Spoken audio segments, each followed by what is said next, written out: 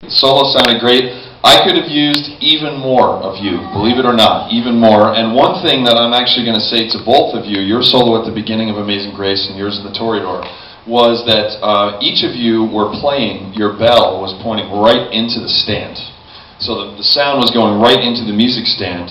Now there's two things. Now first of all, obviously in Boston Brass that doesn't happen because we don't have music stands.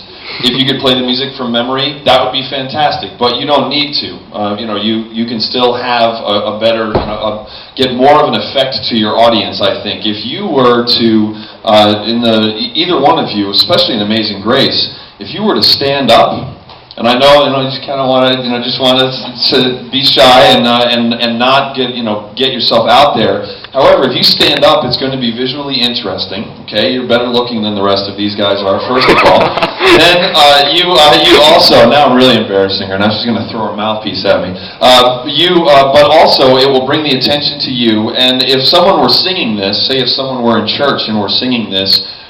This is obviously a song that is about God. If someone is singing this very passionately, it's something that means a lot to them.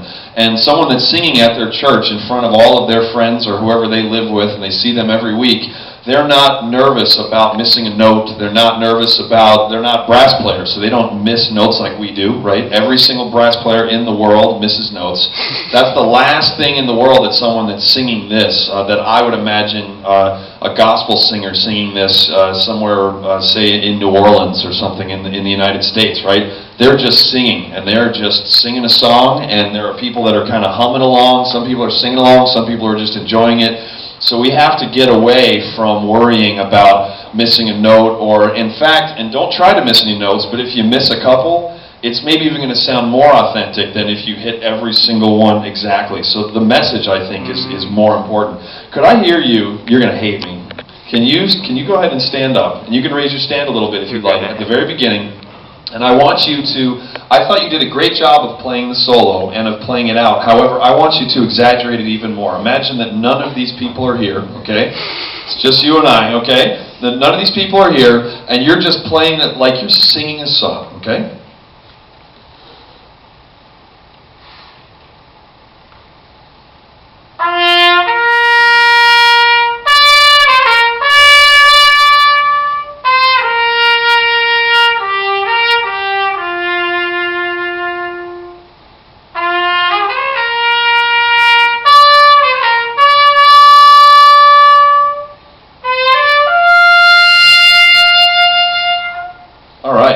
That already is a lot better. Guess what? When the melody came back around again, what did you do on the top note? You missed it, didn't you? But you kept on going, okay? I don't know if you noticed or not. I'm sure the audience did. And we could improve it even more. I didn't say anything to you about your air. I didn't really say too much about the phrasing. There were a bunch of stuff that just improved. First of all, it wasn't the very first time, right? You already did it. You know everybody liked it and everything was okay. But you were blowing through the phrase more, and you could even do more of that. Make sure, even the first and ba-da, make sure it's not ba-ba. So when you're, I won't make you sing it here, but when you are, I'm already making you stand up. So, but when you would sing this song, okay, when you're at home, no one's listening. When you're singing this, you would never, none of us would ever sing ba ba, right? Ba da.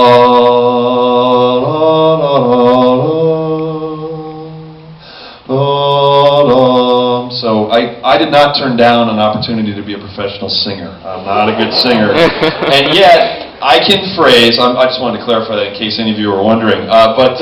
So I think you understand, right? We want it to sound as natural as possible, okay?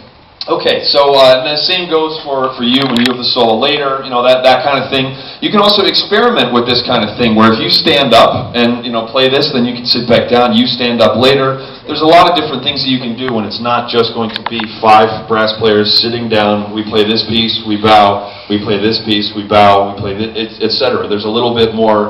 You can also do things spacing-wise too, where you could actually step up to the front if you have this melody. I bet you already have it memorized. You weren't even really looking down when you were just playing it. If you were to stand right here out in front and have the 4 of them behind you, then you can retreat back at the end. You could come up here That kind of thing would be one way to take your story to the next level, because we want you to tell a story to the audience, okay? An audience doesn't come to a Boston Brass concert to hear Chris Castellanos play the horn well, or specifically, or to hear Lance LeDuc play the euphonium very, very well. Of course, that's part of it. You have to play well, but what they come to hear is the five of us telling a story. We tell our version of the Mozart, and it doesn't matter to too many people, even the people that are players that pay attention to, wow, that's really, really fast, or wow, that's a really high note. After a while, you just let it, as we say, wash over you, right? Where you just let it, you just kind of take it in for what it is, okay? Can we go to the fast part when this picks up in pace? All right. Why don't you guys just go ahead and start the Dixie section here. I mentioned New Orleans before, okay? The best Dixieland players in the world are people that play on the streets in New Orleans, okay? You know, New Orleans is a city in the United States, in the southern United States, in a state called Louisiana. And a lot of these people, the only place that they play is on the street with a case open for money. That's it. Some of them don't have nice instruments. They don't necessarily play with a very good sound. Some of them do. Some of them have a really bad sound, and yet you can listen to them all day long because they play from the heart, and it's it's amazing. So the last thing on earth that they are thinking about is where their tongue is, and about their diaphragm and their posture, and what mouthpiece they're using, and the bore size, and all of that. They don't know any of that. They take it out of the case, they plug the mouthpiece in, and they just start playing, okay? So can I hear you play this Dixie section again? And I want you to kind of come out of your shell a little bit more. Just exaggerate everything, okay? I want you to miss notes. Take chances. You can if you want. All right, I like it. He's taking command here.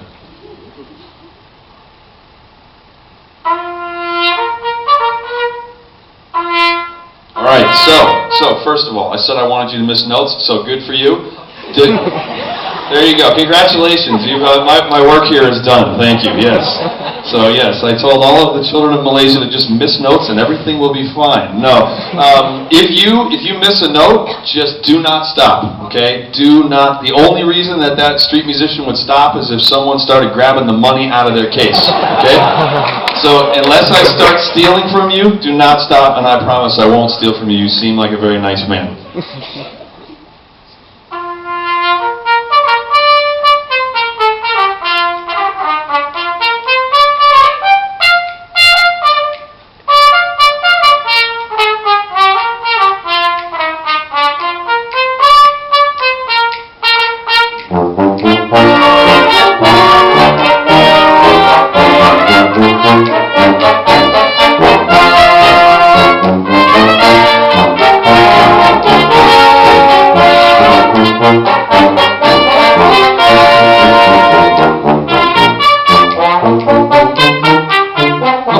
Good. First of all, I think the audience will agree, already it has a much better flow, okay? And you did a great job there. The one thing that's very important, if you were to go and YouTube Dixie Amazing Grace, okay, and listen to in New Orleans, I bet you'd hear some recordings that were amazing. And I'm not talking about brass quintets. I'm talking about, people playing a clarinet, a trumpet, a trombone, and, and a little drum set, okay? Right there, remember, this is a vocal piece, right? So at the end there, when we just started going bop, bop, bop, bop, bop, bop, bop, bop. That might even be how it's written. However, how many people would sing that all of a sudden? Would sing bop, bop, bop, no, boo-doo, bop, bop, bop, bop, bop, boo-doo, bip, bip. And I know that you're in pairs, so you can't be changing the rhythm around, etc. But that needs to sound as natural as possible. Does that make sense? So you need to get away from the page on a piece, something like this. Here, I'm going to grab my tuba. Do you know any jokes?